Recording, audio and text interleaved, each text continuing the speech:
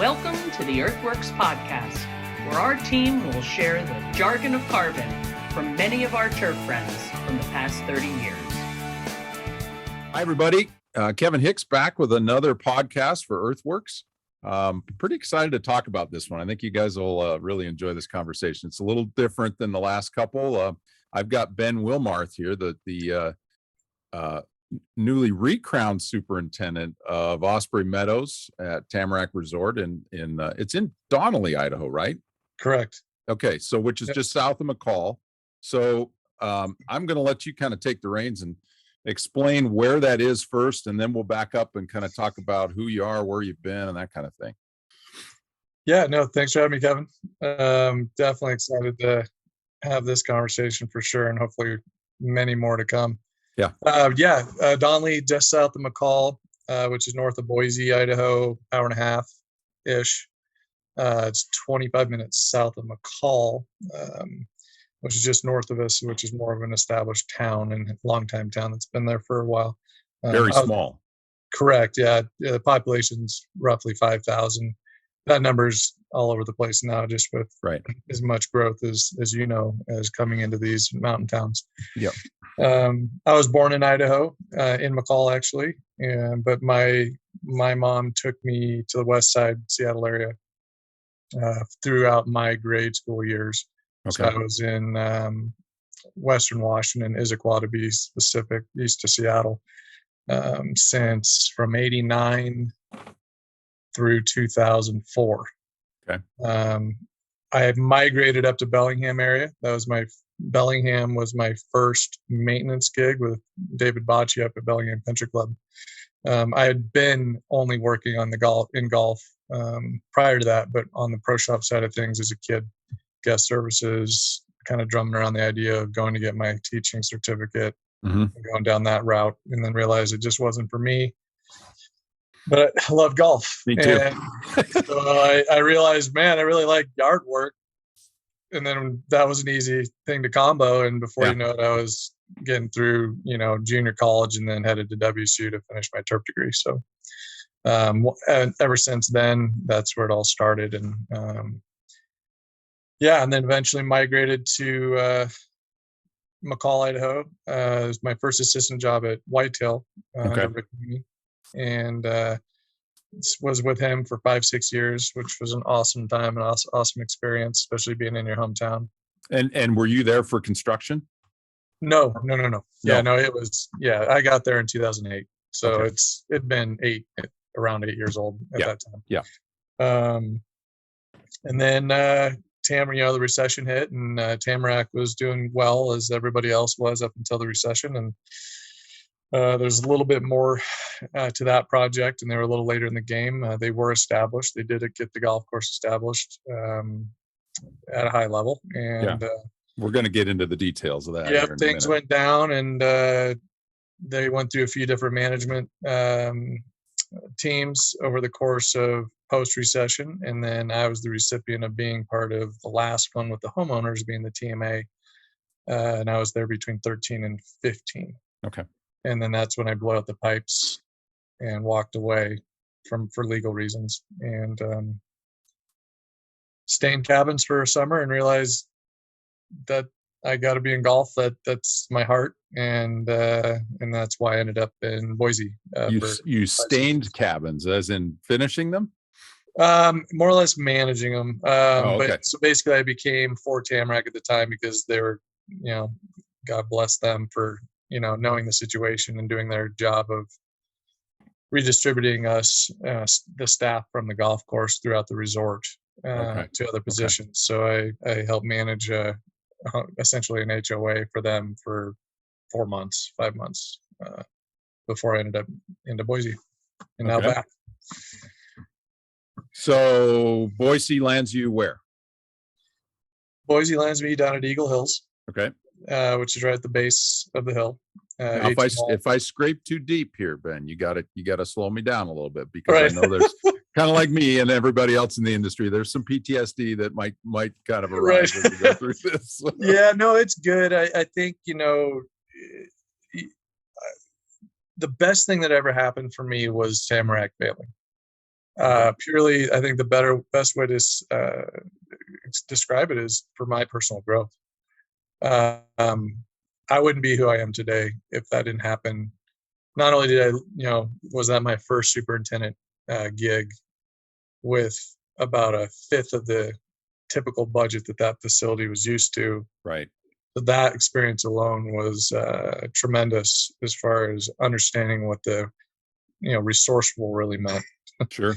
At a personal level. And so once I was through that, enter Eagle Hills. you weren't really scared of much. Not saying by no means I think I knew it all or could tackle any golf course superintendent project out there, but I was well prepared after that, just mentally. I still have a lot to learn on, just agronomics, irrigation, everything that comes with it. And we're still learning every day, right? Right. We'll never learn it all. We're trying to be masters of 5 things, but at the end of the day, we're just good at 5 things, right, at best. Well, that's me saying it, but that's where I believe I'll get in this life. I'm impressed you got to whittle down to 5 things. Right. Well, yeah. That's some distillation going on. Right. So again, going back to the beauty of the nature of the resort going down in the golf course is it forced me to go experience other facilities. Sure. That had their own proprietary challenges different than one I just left. And what an awesome tour. So as hard as it was mentally and physically to endure certain environments post the resort going down, and now looking at it going, wow, how scary is it to now be back to a top 100 known facility to renovate it from its death? Yeah. I'd be so scared. I'd probably never consider that even close to being something I could handle without these experiences by me. So okay, so we're jumping ahead. So yeah. Let's stay in chronological order for a minute. Okay, so Eagle Hills since January 16 through, I think the first tour was a year and a half. And again, I don't like talking bad about anybody. I don't, even though there's people out there that may, I don't want to say deserve it, but that, deserve to hear about it. But yeah, the ownership it was just a sad deal. Right. There's some people in this world, not just golf, but they're just sad people, and it's hard to communicate and work in those environments if you're the average guy. And I guess that's the best way to sum it up. The challenges that I was faced in those positions because of that mentality, there was no getting through it. And it was, again, a great experience. You learn a lot of what not to do. You mainly learn of what now to recognize moving forward into the next position potentially. Yeah. That's what it teaches you the most. And I feel like an infomercial, but wait, there's more, right? I mean, right. So I this is easy for this. The first reason I was let go the first time, and keep in mind, this is the first time I've ever been fired in my life. Right. And yet that term wasn't really used. It was let go indefinitely. Oh. I said, okay, so there's probably something financial backed on that. I'm making this easier on this bank account on the other side to state it this way, but this is whatever. I am jobless now. Right. So this is what year? This would have been, I think, middle 18. Okay. It was a year and a half out or right, 2 right. I don't know. I'd made it that far. And that was a feat in itself, especially if you know the story. But what it came down to, it was just simply, I'm geared, I'm high wired and geared like most of us that are, been bred up through bigger clubs and bigger organizations and stuff, where how to put together an Excel budget. You know how to do the bigger and badder things that are required at top level golf courses. Not saying that I expected this facility to embrace all of that, but I still obviously have to make my own budgets to do my best and maximize my performance and my team and my property. Right. So it just came down to, hey guys, I just need a number. I simply just need a number to work with here. It's your golf course. Tell me what I'm working with here. What's the number I can't go over? That was that simple. It's something that's always part of this conversation in this business, and not sugarcoating this. It just went to crickets, middle of the winterish, and I just asked 2, 3, 4 more times that, guys, please just a number, and nothing. And then so I got to the point, I'm like, well, as far as an operating budget goes. Correct. Yeah. Okay. So you were operating basically without a budget. Yeah. It was just, don't spend any money. Okay. Right. That's not an uncommon thing, but at least there's a tie to that. Don't spend money, but here's what you can't go over. Sure. Yeah. Do it, I'm not saying all, but it's general, right? And so I finally just was like, I've had it. I need to know what I'm working with. Right. I can't do this. And so I basically gave them the ultimatum, like, hey, if we can't talk about this, then I'm not coming in. It's middle of the winter anyway. It doesn't matter when this thing's going on. And then a day later, I got an email with a letter saying you're let go indefinitely. Oh. That was it. Okay. And so, all right. So now this is the first time I've ever been fired, laid off. I now have a family and like being single out. And so now this is the first experience where I'm freaking out going, oh my gosh, how am I going to do this? Right. And like anyone else would. And especially someone who's worked, I think I've worked fairly hard for the duration of my life, and feel like I earned better than that. Right. But anyway, and then I called my buddy Jared he was at Spurwing Country Club at the time, and he was 1 day away from hiring an assistant. And God bless connections and just being a good human on this planet. Yeah. Because you don't understand how valuable that is until that day comes. Right. And I know there's people out there that don't understand that, and they just run a sad life and don't have those connections, and those days come, and then it's really bad for them. Yeah. Yeah. Or much more challenging. And I can't imagine. So without the friend circle, I wouldn't be here today. The connections are more than just finding employment. It's our mutual friend Rick Mooney was the first guy that called me after things went down at the Coeur d'Alene Resort, and without those guys, you don't get through some of that stuff. You're right, and that those networks are, you never know when they're gonna pay you back after making those connections. So great point. Correct. And I also don't. I think it's good to make clear that I also, as much as I have, or I feel like I have a circle of friends in the industry because of who I've been, I also don't want that good old boys club to benefit me if I don't deserve it. Sure. To a certain degree too. And I think we don't know. I couldn't even tell you an example, but we feel it. I know there's times where, wow, Jim got that job. How? Yeah. But he knew Ron, who we didn't know. And you're like, man, I don't know.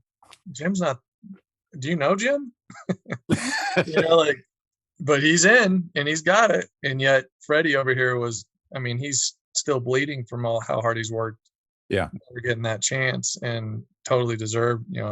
It's not fair for us to say who deserves what, but you know what I'm saying. Yeah. Well, and that stuff typically comes out in the wash, but sure. But yeah. Okay. So, all right. So you sign on at Spurwing. Then what?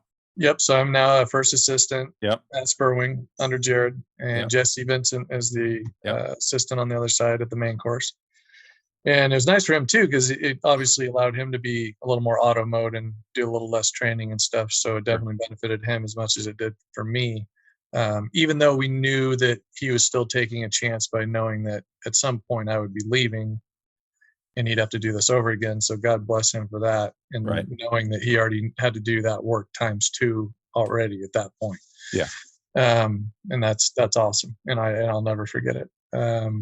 So I was there for a season, and it was great. We helped them audit their irrigation system. We put in new towers. We did all this cool stuff that maybe with a greener assistant, we might not have been able to do. Sure. And we had to pay, so there's definitely some advantages there for them.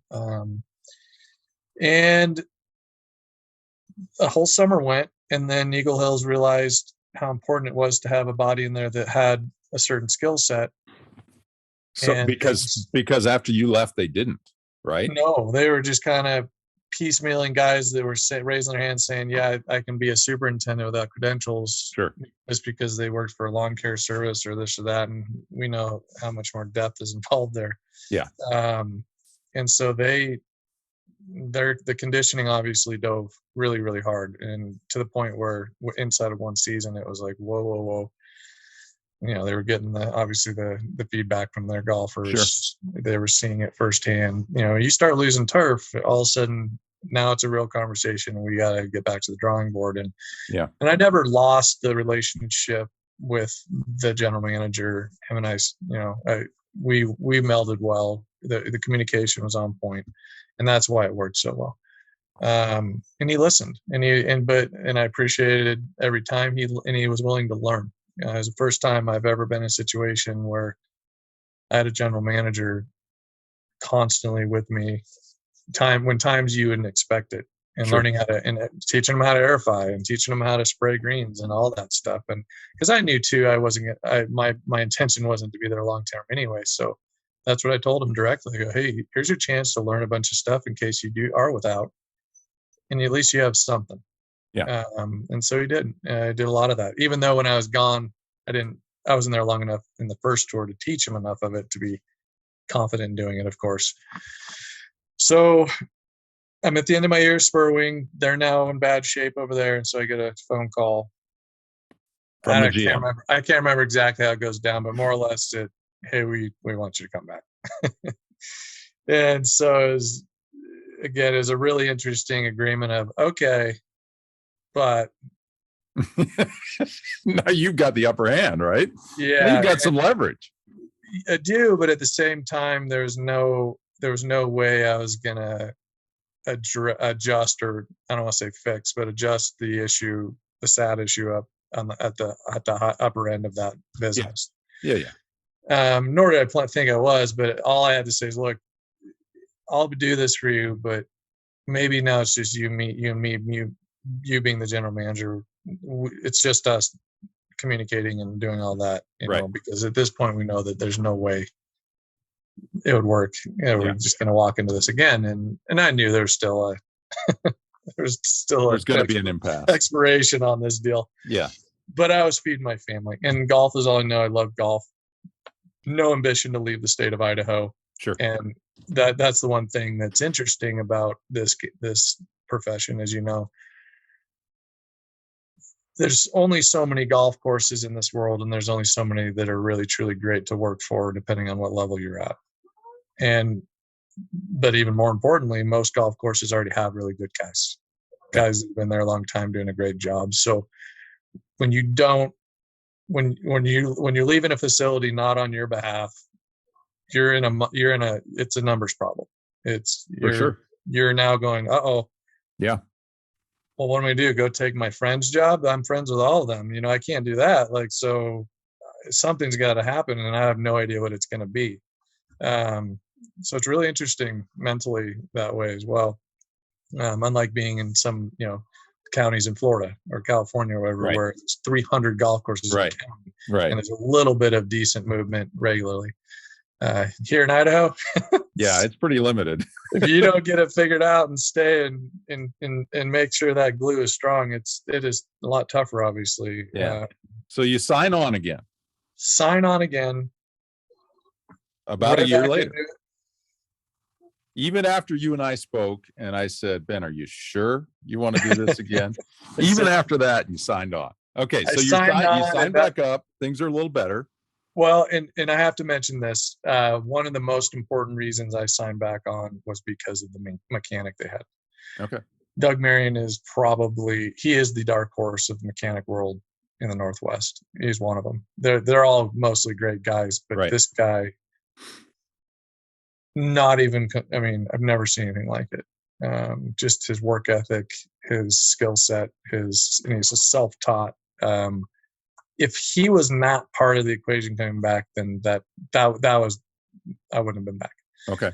But when you have a great guy in your shop, you know this. Yeah, it means everything. It really does. And I think we all do a good job of crediting that position in this industry, but I still feel like we don't do a good enough job. I agree. Of letting the golf community, being the golfers and the golf professionals and the general managers of the world, understand how important that role really is. Yep. And how if it's weak, you're weak. Yep. You can be the best superintendent in the country, but if you don't have a guy turning wrench correctly, man, it shows. It shows really quickly. All right, so you go back, and so this is 19. Yep. Right. 19, beginning of 19. All right. So you go back. Now I'm there for a year. Yep. Yeah, because it had to have been. Yeah, it was early spring of 19. Had to been. I'm terrible with years. That's all right. That's all right. And get there, and things are fine. And it just started just like I never left, and we're doing our thing. I already know the property. I'd already audited the irrigation system. I know exactly where everything is, and it's functioning well. Tied together a few more little projects to make it better, and I already had that laundry list in my head for a mile, because we do, no matter what property you get to, if you're there for at least 6 months to a year. And this is the best way to explain it, because we're going to get into the PGR thing right now, Kevin. We're going to get into it right now. Let's do it. Because it only makes sense. So for the timeline. All right. So I get there. Irrigation's great. Honestly, it was weird. I had guys that, the operators that are a long time there, they told me before I even touched the irrigation system, and I was just questioning, how's the performance? What's the conditions like generally? And the report was on the regular, we push bulk water like squeegees with our fairway mowers regularly in the mornings. I said, oh, okay. And these guys, they've never worked any other golf courses. And I go, do you like that? do you think that's normal? Is this bad? And they, didn't really, they knew it was bad instinctively, but they didn't think much of it because that's all they knew, just because the system just needed cleaned up, and it was just really tough to manage without being cleaned up. And so I did that. And then moving forward, they're looking at me like, we can't find a puddle and it's relatively green and dry, just like we want it. Right. So that was the blessing of that property, is the bones of it was easy to audit and clean up compared to most. Good. And if you didn't know that going into it, assuming what you knew about the history of the property, you'd probably say not that property. But oddly enough, it was extremely easy to clean up. And that's what really turned the tables for the conditioning of that property immensely. It was just simply the irrigation. Right. So now moving forward, I'm back. I've done that. Now it's in auto mode, more or less. And now Ben's starting to get bored. And this is the only way I can describe it. And it's still an excuse to describe my dumbness and the lack thereon in my career at the moment. I believe exuberance. I think exuberance would be a better word for that.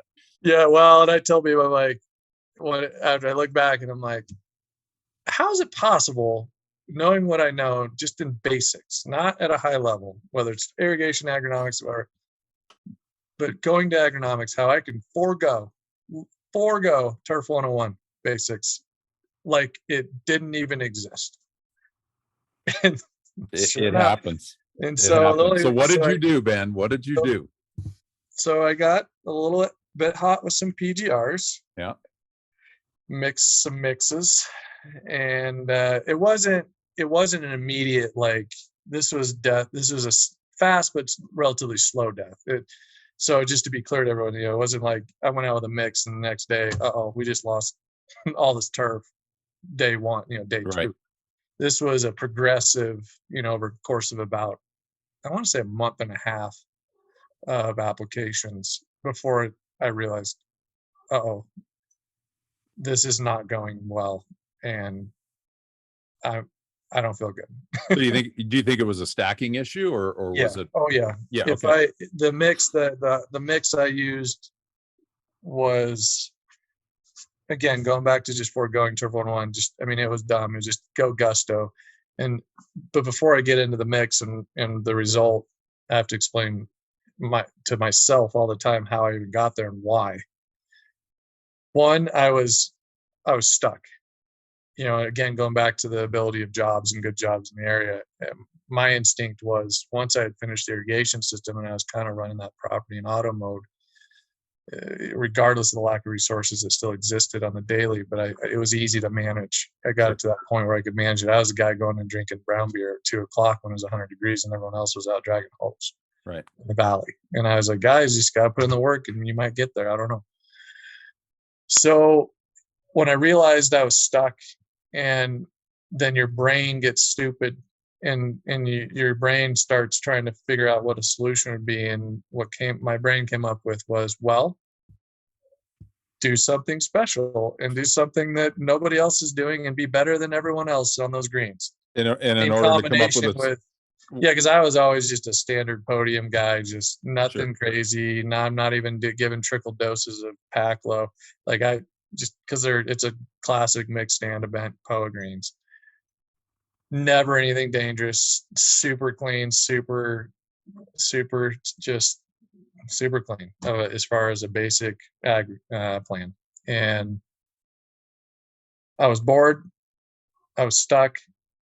My brain said, you need to do something better than all the big boys. And so you can turn some heads. And so people are going to ask, who's that guy over there and what's he doing and why? And maybe we can generate something here.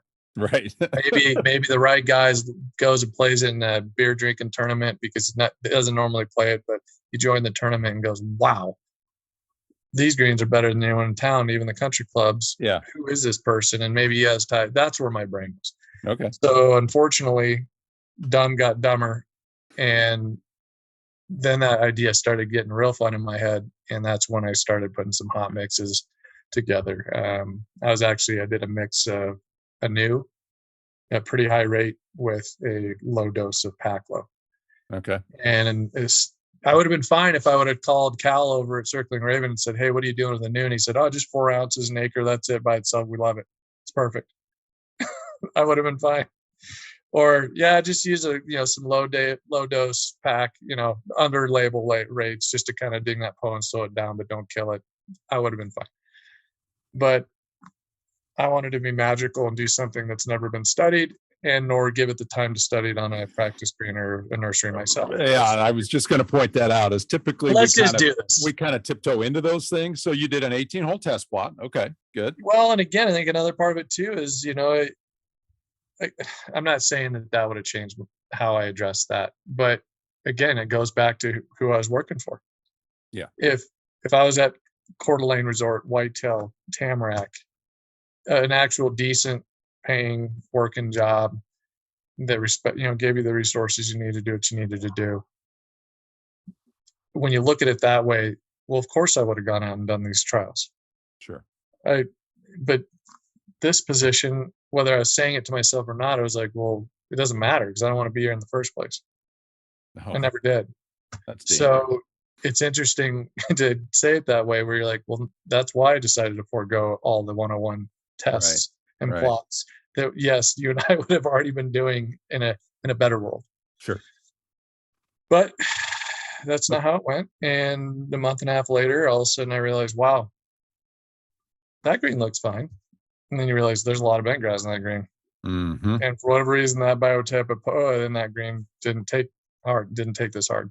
So essentially at the end of the day, I estimate about 5,000 square feet of a certain biotype of POA sporadic throughout all 20 greens. Right.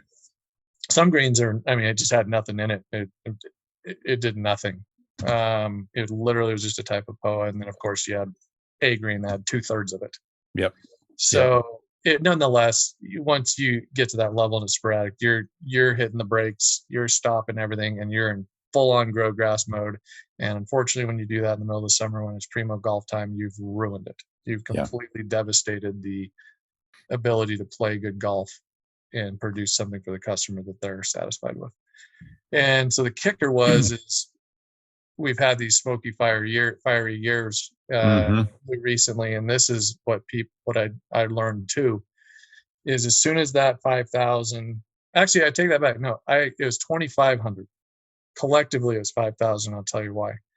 It's 2,500 square feet ish. And then when you go into grow mode, as we all know, we're going to be overly fertile, overly wet. Yeah. In nature. Right. Then the smoke rolled in. Yeah, which makes it even wetter. Yes. And I created, by default, the biggest petri dish for fungus of my life. Yeah. So I lost another 2,500 from brown patch. And I realized, and I was spraying fungicides as much as my small budget could handle. And it was actually a fairly heavy program because I knew better. If I'm going to play this way, I got to now counter it. Sure. And it wasn't enough. I mean, I would have had to keep that brown patch at bay. I would have had to probably spray chlorothalonil every 3 days for a month. I mean, it was that humid and ridiculous. Yeah. So then got through breaking my back, repairing everything I damaged with sod and all that. It was cool. Actually, we were able to rescue all the putting green, the sod that was good, because 2/3 of that was good. That was the exact same acreage to go put out over the course of the golf course sodding. I did seed and do all that, make that attempt, but at the end of the day, when you got 30,000+ rounds, trying to seed in greens and think you're going to keep your mowers out of it and get this thing back, it's too much. Yep. You got to sod it. Got it all repaired. We're back. Now it's fall, unfortunately, so we're through the year. So we kind of, but at least we're set for the next. Blew out the irrigation system. And then Thanksgiving week, the owner walked in with a police officer and escorted me off the property. Nice. Yeah, I thought it was nice. Yeah, good touch. But it also shows you who we're dealing with. Right. If you were truly a genuine, relatively decent human being, I don't think you'd feel the need of escorting yourself with or having an officer with you, especially if you know who I was too. Well, we're anyway, and we're not here to dwell on that. I think I think the lesson is, you gotta have these things planned out, and we all take risks, and you owned it, and you've owned it several times, and we learn from it. That communication is such a key in our business. I'll tell you what, Kevin, at this point in the game now, because I don't know, but I want to know that I will be in golf for the rest of my life until I retire in some way or another. Now that I've put myself through this position personally, I've looked at it from this point of view of going, if I was ever on a board or ever owned my own golf course, hiring a superintendent. With now what I know, because when you do it once, you'll never do it again. Right. You got that tattoo, you got that brand. It's never going away, but you'll never put yourself back in that position. Don't want to say never, but the likelihood. It's highly unlikely. Yeah. Highly unlikely. With that said, if I was part of a board or a group hiring a superintendent and anywhere on this planet moving forward, one of my first questions would be, have you killed turf? And I'm not. If they say no, they're lying. Right. Well, if they say no, most of them are lying. But if they say no, I'm okay with that because I made it this far without doing it. And some guys are smart enough, or they're not ballsy enough to put themselves in goofy situations like that in their career. But at the end of the day, I want to hear yes, because more than no, because if it's a yes, then I know you're not going to do it on my watch. That's a good point. Or at least the likelihood of you doing it is slim to none. And so I kind of want that.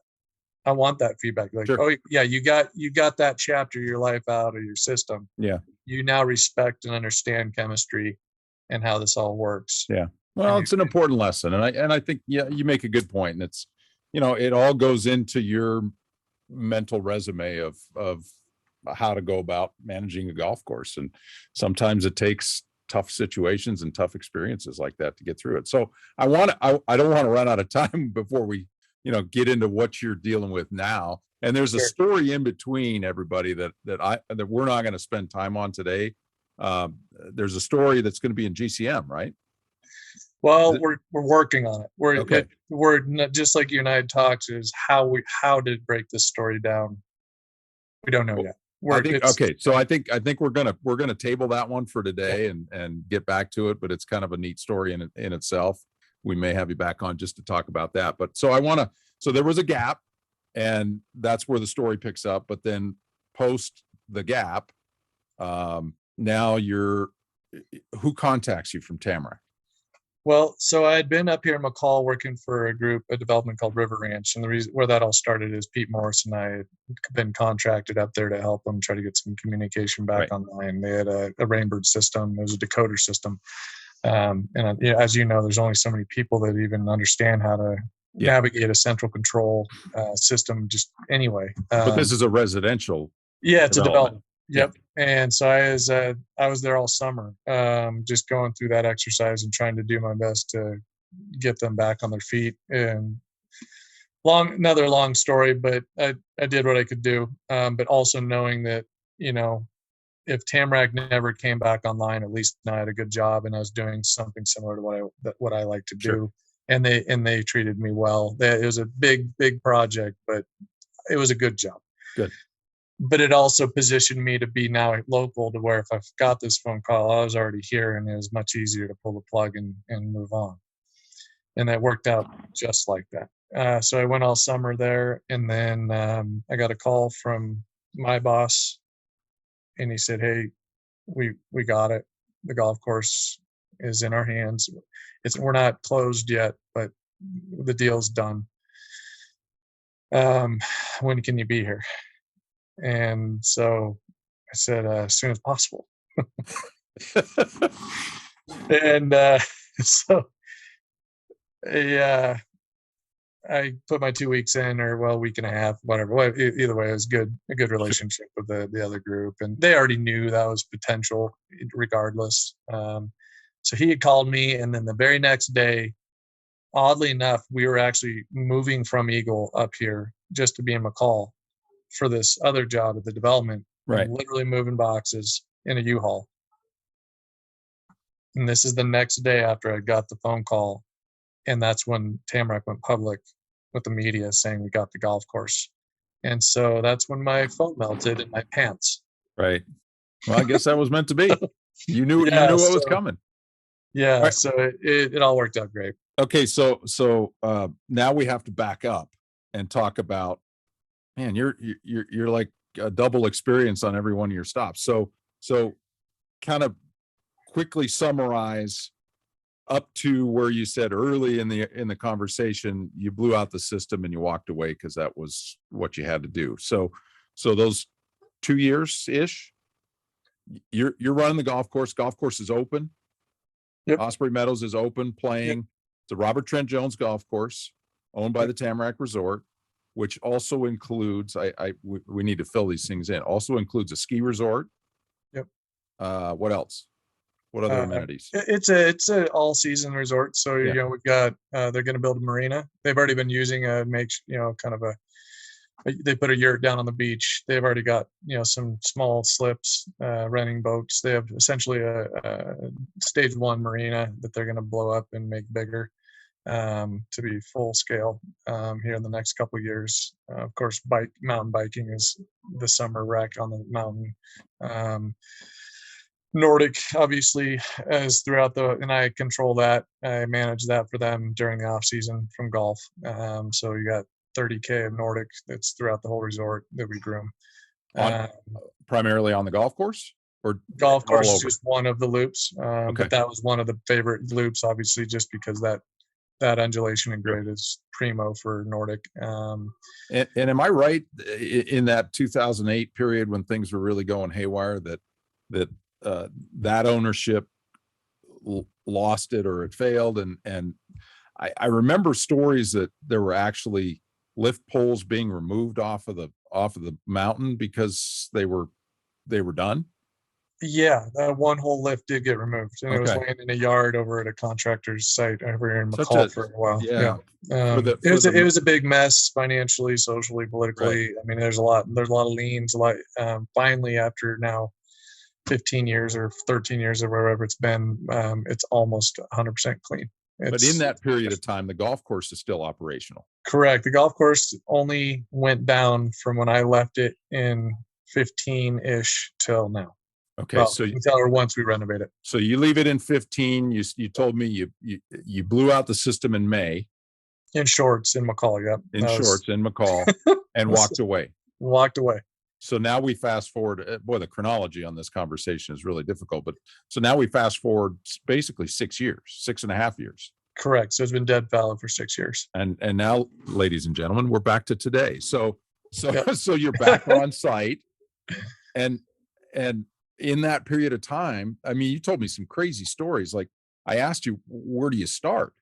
Right. So this piece of ground it's a Robert Trent Jones golf course, and it's sitting fallow for 6+ years. Yep. Nothing's been done to it. So Nope. what did you find when you came back? Every year I haven't come back every year of the 6 since it's been dead, just to see it or take a walk around the property in the, off time. But consistently I've been up probably every other year, at least over the course of 6 years. And amazingly enough, it hasn't changed. I mean, this is different if you were to let a golf course go fallow in Southern Florida. Right. Or, where moisture and warm weather was, throughout the calendar in a much heavier way. Sure. The blessing of this property is we're in, mountain, relatively arid climate. Mm-hmm. And that was it. If you could have removed the rodents from the situation, you and I could go out and phrase, mow it, and interseed it, and throw some fur down and get going. I mean, so talk about the rodents, the vole damage, and you gave me a great story. It was really, really kind of comical. Well, actually, I gave more credit as far as from a negative standpoint to the ground squirrels, but it was those voles.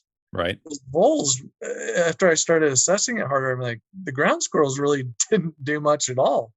They kind of stayed in their areas. They definitely, meandered out into the center of areas here and there, but the voles were 90% of the damage easily. So describe the green cores that you had the most activity on. Yeah. So I would say half the greens had voles come into them and at least from the surface and port down and create some tunneling inside the greens profiles. We still have to decide through some testing if in fact any of the rodents got into the drainage systems. Mm-hmm. That'll be next spring through some, whether we're putting probes with cameras or flushing them with a 1-inch hose with water and just, seeing if the function of the drainage is there to determine, okay, are we going to core this green out and have to start over, or are we confident that the profile is sound? We just have to phrase mow this and slap new turf on top of it. Sure. So that'll come later. But about half the greens have some activity, and most of where I was concerned is wherever I saw pea gravel. At the surface. Correct. Knowing that they've got 12 inches and hopefully maybe it's just in that one location and they just poured it down and brought it up there. Okay. Not too scary. The OCD in me is freaking out because I just don't want to see that mixed regardless. So in a normal, I mean, you guys, I know Donnelly gets a little bit less snow than McCall proper, but so you guys normally see a lot of activity from voles. Do they in a winter's time, do they get that destructive, or was it just the function of time that got there? Going back to luckily having experience with the property in an auto mode established, just current maintenance atmosphere. Once you understand how productive those rodents are and how fast they can eat your rough in certain areas, and you go through that a few seasons, you're not as scared of it as you used to be. This is different because they've gotten into the greens. They hit the liner. They hit the liner on the perimeter and started going around the liner, and then eventually a couple of them jumped in and were messing around with the profile, but not too crazy. Again, it's a concern, but I'm not too worried about it. But no, I have woke up in the spring, no joke, and I looked at, I'll never forget, number 8 tee surround, and I think I still have pictures of this, where all you saw was square bent grass tee decks. And nothing else. All the rough was gone. Yeah. And at first you think, wow, I don't know how I'm going to rebound for this, but you realize how much of that plant is still in the ground. and with a little bit of love, a little bit of fertilizer, a little bit of seeding, and not even that much really, just clean up the duff, how fast that plant stand comes back and like it never happened. It's like a Phrasmo kind of in a much less accurate application, right? And this is after the years with Kevin Ross at Country Club of the Rockies as an intern, and we're by hand removing the vole damage, spiking, hand seeding with ryegrass, and then interlaying mulch, like doing divots wall to wall. Right. And thinking, wow, we are getting after it. But I didn't know any better then. Sure. But then you realize, well, great if you have those resources, go for it. But if you don't worry about it too much. All you care about waking up in the mountains really is your tea and green surfaces. Everything else is, you grow it in by July 4th and we're done. And you're okay. So originally let's talk about grass varieties. What do your bluegrass fairways, I assume? This would be really fun, actually, if in this podcast we can get feedback on, because here, and this is one, if that's a thing, because this is the one that I'm still 50-50 on. Let's talk about tea surfaces, because originally they were, a dominant extreme bent, just like the greens were. Yeah. Okay. Well, actually, they might have been Penn 93.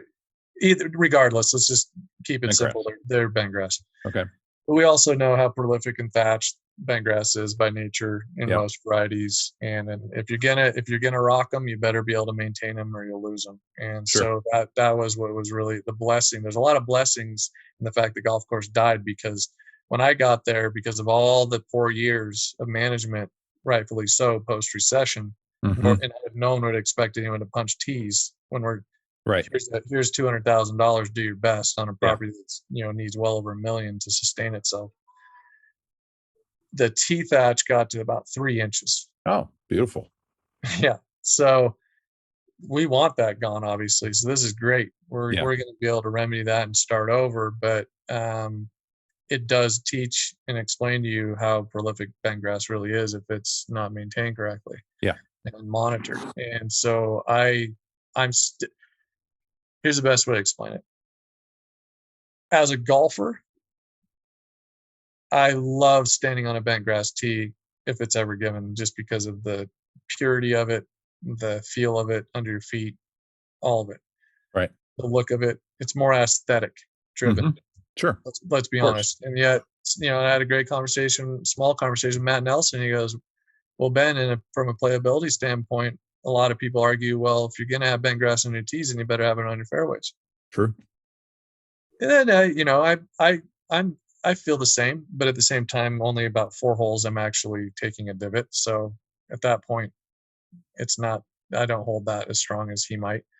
But I'm holding on the aesthetics and the love of it and the feel of it, as much as I know is the extra maintenance that's required for that surface versus a blue or a rye. Well, and there's more that goes into that decision. I mean, how many rounds do you project when you're up and going? How many did you have before? Probably less than 20.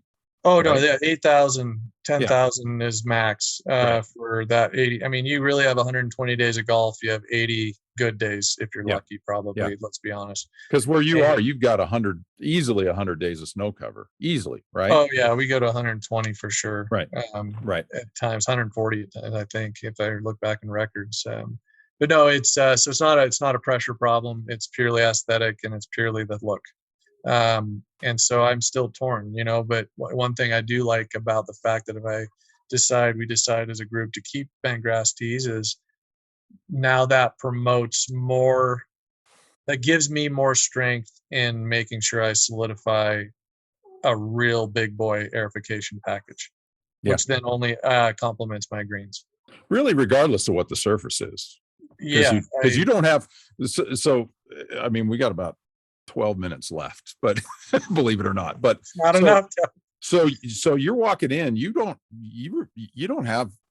the infrastructure in the ground. Yep. You've got the bones of the golf course. You think you've got the infrastructure in the ground. We talked about, you're not sure what the damage has been of wiring for the irrigation system, but you've got an irrigation system in the ground. Little bit of vandalism and so on and so forth, because it was unmonitored for a long time. But equipment. You don't have any equipment. You got facilities, right? Now, hold on, Kevin. I've got two pieces. I got two Toro 1600 walk mowers. I take it back. You've got all the equipment you need then. Never mind. Perfect growing package. Get to it, Ben. I'm ready for growing. 1600s. Interesting. Okay. All right. That's a 24-inch bar right there. We're good. Yeah. So that's what you have at this point. And we're struggling to find equipment, and you're going to fill out a package. Yep. So working, obviously, so this will be the single heaviest point, I think, in my career as far as how much I'm on my phone and computer, obviously, rightfully so, for getting this equipment package planned and ordered, and getting the shop cleaned, and getting the agronomic plan together and ordered. And now we complicate it with the stresses of, can we even get that product now? Yeah. So this is as exciting as it is that we got the golf course back. It's ironic that we got it back during this time. Right. So it's right. But hey, like I said, I'm ready for this, and bring it on. So for lack of a better way of explaining it, you're in a really unique way. You're in the midst of a grow-in, or planning for a grow-in. A grow over, or so, I don't know what we're going to call it, but it's not a grow in. So where we're at right now is we had Bruce Charlton, who's the chief over at Robert Trent Jones, who's a fantastic individual. If anyone gets a chance to meet Bruce Charlton, you need to. He has been so much fun and just such a good guy. And he came out, we did a course walks, and now what he's done is he's going home with a couple of different renderings, because this is also an opportunity for us. Well, one, we're going to try to mitigate. I can make a list of 20 things that were challenges to the property as is prior, and hope that I can cut that line, on line item 9, and get, the bottom, 11 at best. So we're going to mitigate. 18 was a challenge. We're going to change that. That was a horrific hole for the amateur golf for the short ball hitter. And then the range was also troubles with a 1 acre wetland right in the middle of it. So from a functional standpoint, that was horrific. So then I went to the drawing board and went, wait a minute, can we move the driving range? Right. And there is a concept that allows us to do that. Now, it is an extra cost, but it also freed up some real estate. And right now the owners are very keen on, okay, if you can give me more acreage worth a certain dollar, we know this, it might take a little more money to change the routing of this area of the golf course. We're listening.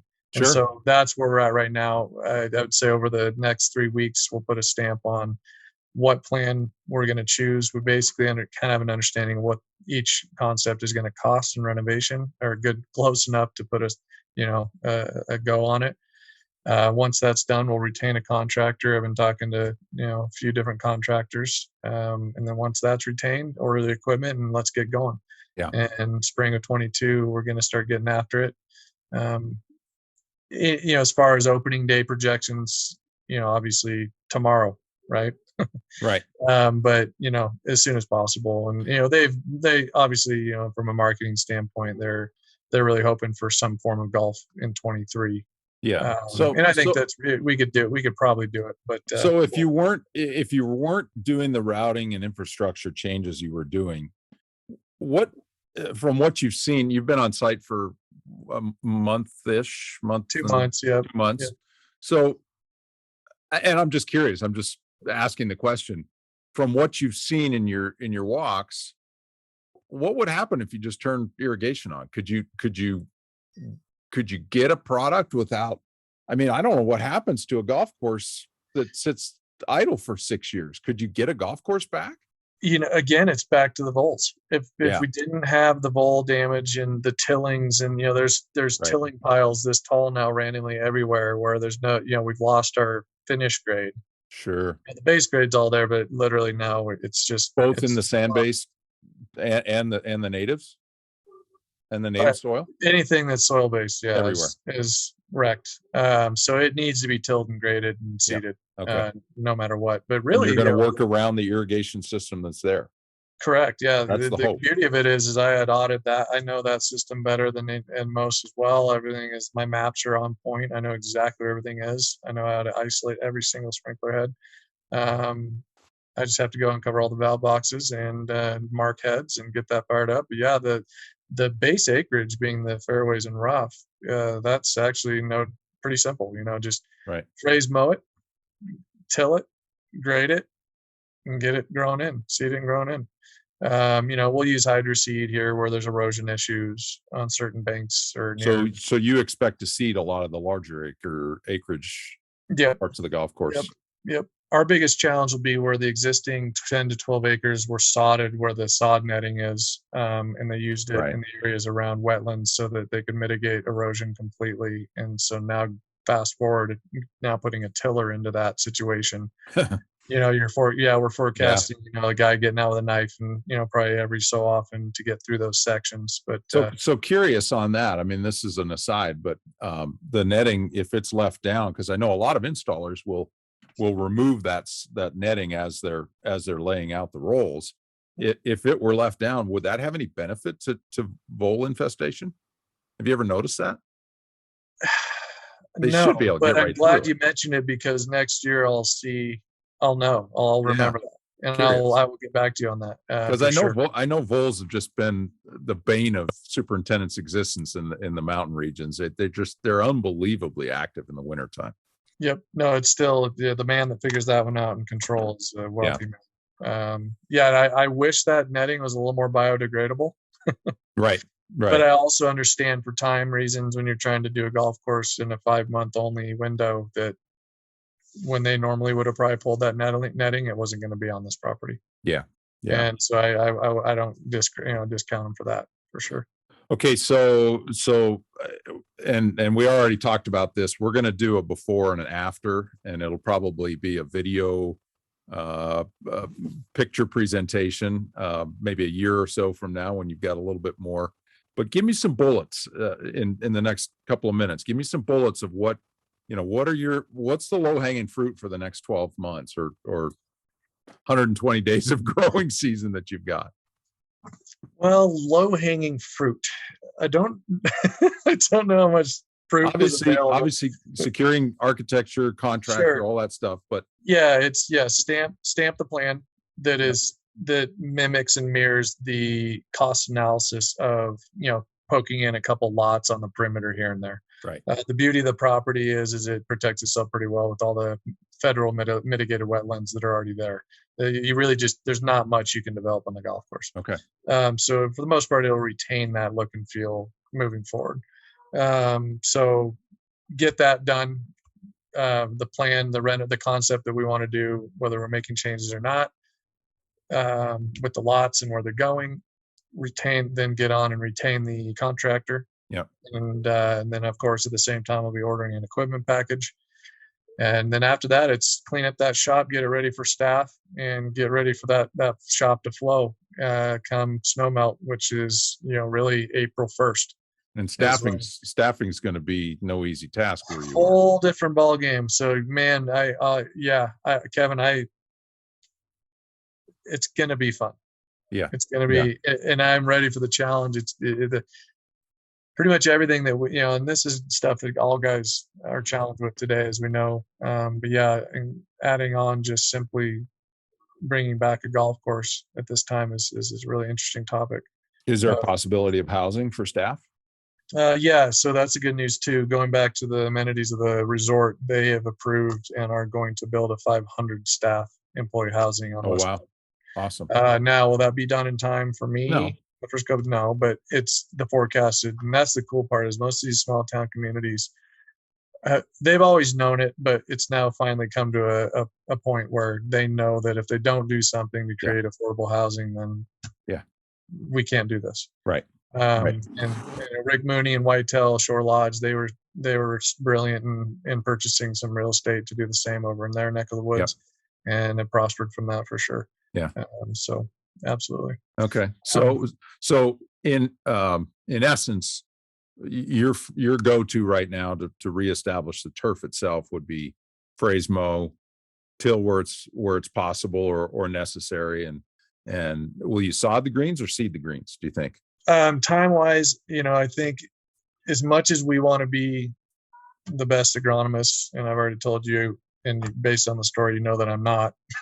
But I'm okay with that. But the good news is, if I keep it to the basics, I'll do better than most that really do believe they're mad scientists, and if it, in fact, may be.